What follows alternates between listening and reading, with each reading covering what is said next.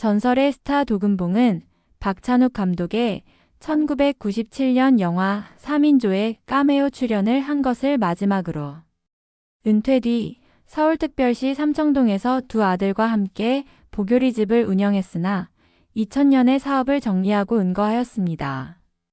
그 후 서울 구이동의 노인요양원에서 지내다 2009년 6월 3일 건국대학교 병원에서 하늘의 별이 되었습니다. 세상에 알리지 말라는 고인의 유언이 있어서 사망 소식이 뒤늦게 알려져 그를 아끼던 많은 팬들의 가슴을 안타깝게 했습니다.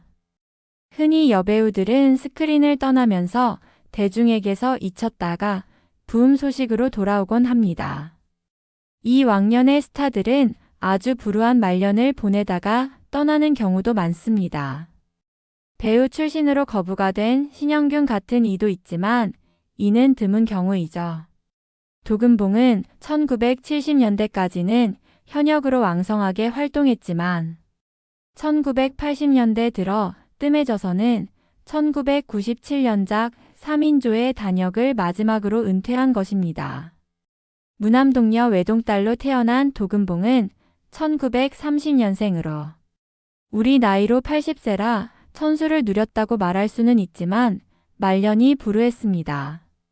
한때 삼청동에서 음식점을 한다는 소문이 있었고 아들이 사업에 실패해서 집도 날리고 고생한다는 소문도 있었는데 결국 말년에는 한 성당의 노인복지관에 몸을 의탁하고 있었습니다.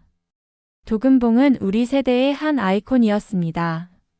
1960대와 70년대에 문희 남정임 윤정희 같은 예쁜 여배우들이 피고 졌지만 도금봉처럼 강렬하고 독보적인 개성으로 음악을 쥐락펴락했던 여배우는 없었습니다. 도금봉은 악녀나 요부 전담이었고 그것이 아니면 생활력이 강한 또순이 계열이거나 익살맞은 향단이 계열이었습니다.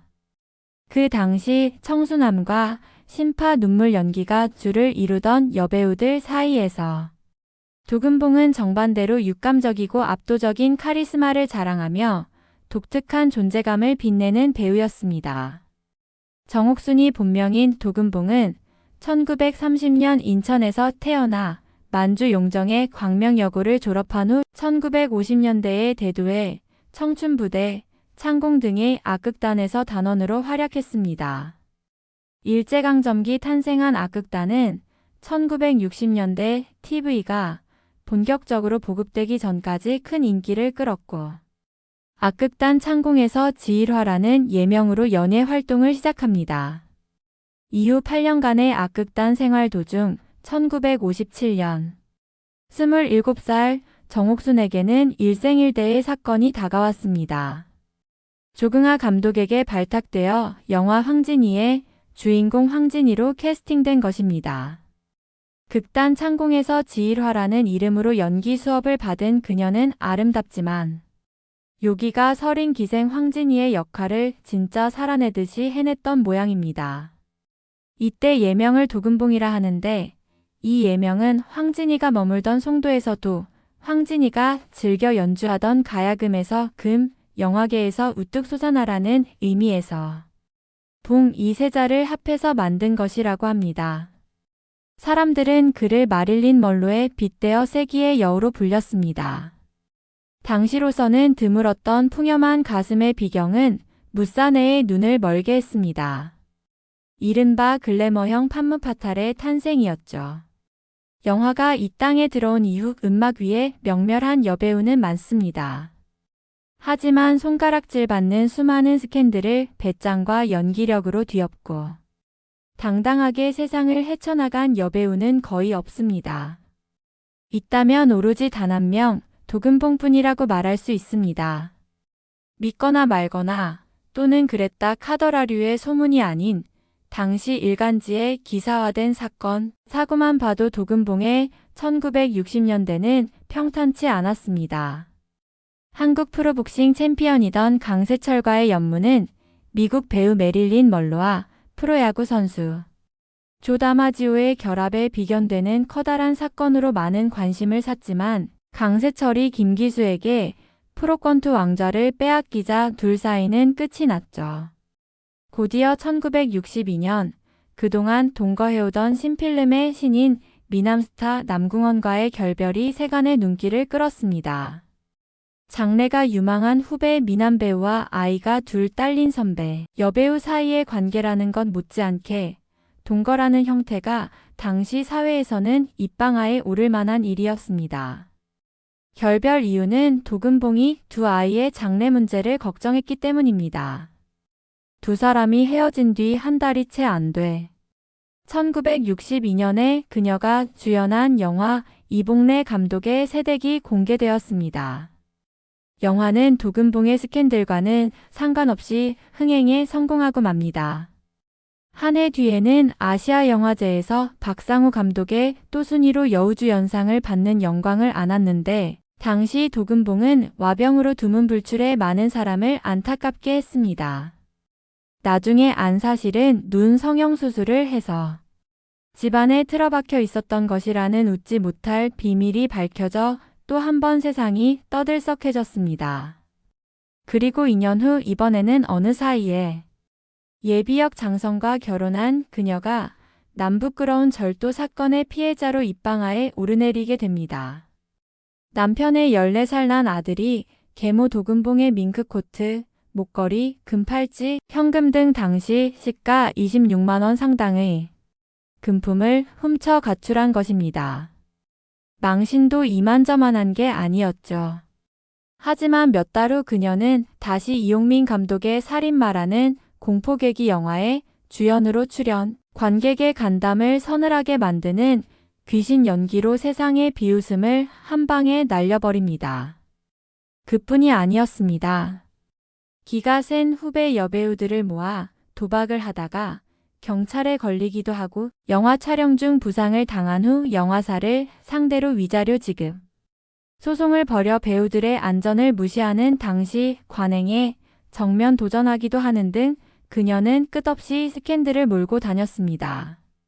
고향인 인천에 고급 호텔을 짓겠다는 포부를 갖고 있던 도금봉은 인천에서 태어나 악극단 창공에서 연기 생활을 시작하고 1957년 조긍아 감독의 영화 황진이의 주연으로 영화계에 데뷔합니다. 그 후 도금봉은 신필름에 소속돼 신상옥 감독의 영화에 출연하며 영화계에 자신의 이름을 알리는데 배역 대부분은 신필름 간판 스타 최은희를 받쳐주는 조역이었죠. 로맨스 빠빠에서는 장녀 최은희의 여동생, 성춘향에서는 향단이, 사랑방손님과 어머니에서는 과부, 최은희 집의 식모. 에너지 넘치는 젊은 도금봉을 가둬놓기에 신필름은 작은 그릇이었습니다. 신필름은 최은희의 그늘에 가려졌던 그녀를 달래기 위해서 도금봉을 주연으로 내세우고 일본에서 특수 촬영까지 한 이영표 감독의 대심청전을 1962년에 만들었지만 흥행에 실패합니다. 도금봉은 신필름과의 전속계약이 끝나자마자 재계약을 않고 자유계약을 선언하며 이후 날개를 단 도금봉의 첫 번째 히트작이 새댁이 탄생하게 되죠. 매일 아침 와장창. 큰아들과 큰며느리가 싸우는 소리로 시작되는 최남현의 집. 막내 아들 이대엽을 장가 보내려는 어머니 황정수는 큰며느리와 둘째 며느리를 얻은 것이 일생의 최대 실수였다고 생각합니다.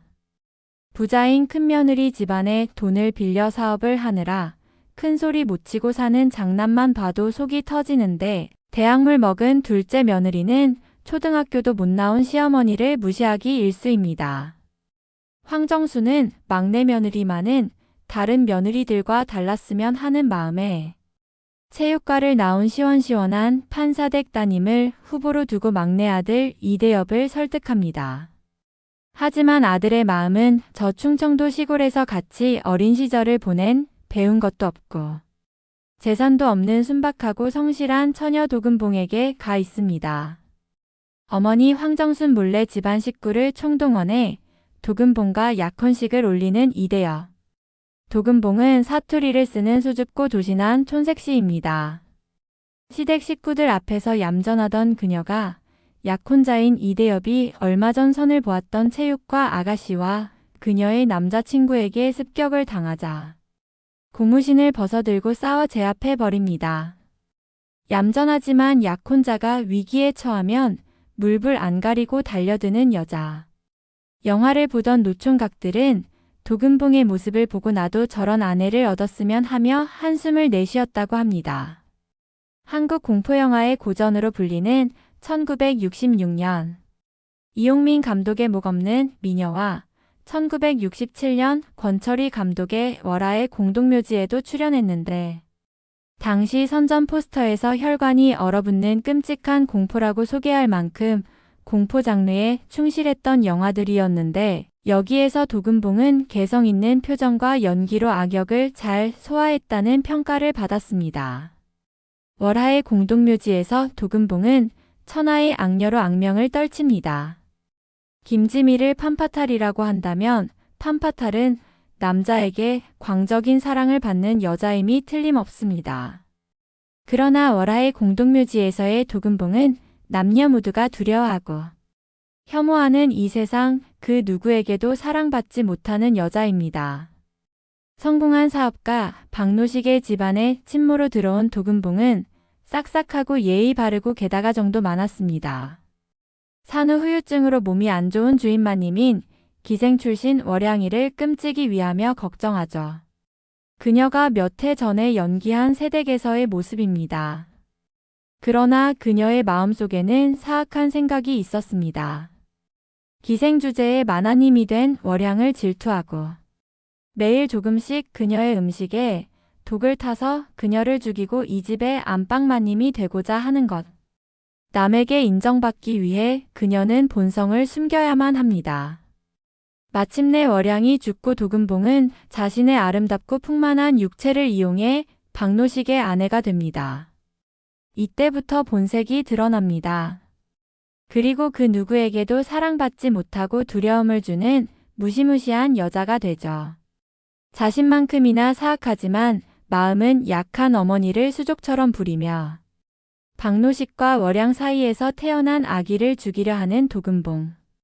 그녀는 아기를 죽이기 위해 목을 조르는가 하면 칼을 들이댑니다. 그녀의 무시무시한 욕망 앞에 관객들은 기가 질리고 귀신으로 나타나 자신의 아기를 지키려는 월양이를 응원합니다. 1967년 김수용 감독의 산불에서는 한 남자의 애정을 분배해 나눠 갖자고 주장하는 과부 사월 역을 맡았습니다. 전쟁으로 남자들이 동원돼 여자들만 살고 있는 지리산 산골 마을에 몰래 들어온 북한군 규복을 협박해 욕망을 채우는 연기를 훌륭히 소화했죠. 평단에서는 이 영화가 도덕이나 체면 같은 것을 던져버린 벌거숭이 인간상을 파헤친 작품으로 대담한 애용 묘사가 천하지 않은 이유는 원작의 문학성과 주중력, 도금봉의 연기 때문이라고 호평했습니다. 음악의 톱스타로 500여 편의 영화에 이름을 올린 배우. 도금봉은 한국 영화사에서 최초로 만난 관능의 여배우였습니다. 같은 신필름 소속으로 동시대를 풍미했던 최은희가 정적인 연기로 사랑을 받았다면 도금봉은 그와 상반된 매력으로 관객들과 만나곤 했습니다. 그 외에도 코미디 영화에 출연했는가 하면 1972년 쥐띠 부인으로 제10회 대종상 영화제 여우조연상, 1974년 토지로 제12회 대종상 영화제 여우조연상을 수상했습니다. 약 500여 편의 영화에 출연한 도금봉은 2009년에 사망한 뒤 제10회 여성영화인축제에서 공로상 수상자로 선정되기도 하였습니다. 베티 데이비스를 연상시키는 커다란 눈의 노경이 한국의 브리지트 바르도로 불리웠던 이빈화 38, 24, 38이라는 믿을 수 없는 사이즈의 김혜정, 그리고 충무로 최고의 요부였던 도금봉. 한국 영화의 글래머 1세대는 이들로부터 시작하며 이 가운데 도금봉은 가장 두드러지는 여배우였습니다. 이빈화와 김혜정이 육체파라는 굴레를 벗어나지 못해 단조로운 이미지에 머물렀다면 도금봉의 위대함은 그 넓은 연기 스펙트럼에 있습니다. 그녀는 황진이부터 심청이를 거쳐 유관순까지 모두 가능했던 전무후무한 배우였습니다. 감사합니다. 연예 전문 기자 에이나였습니다.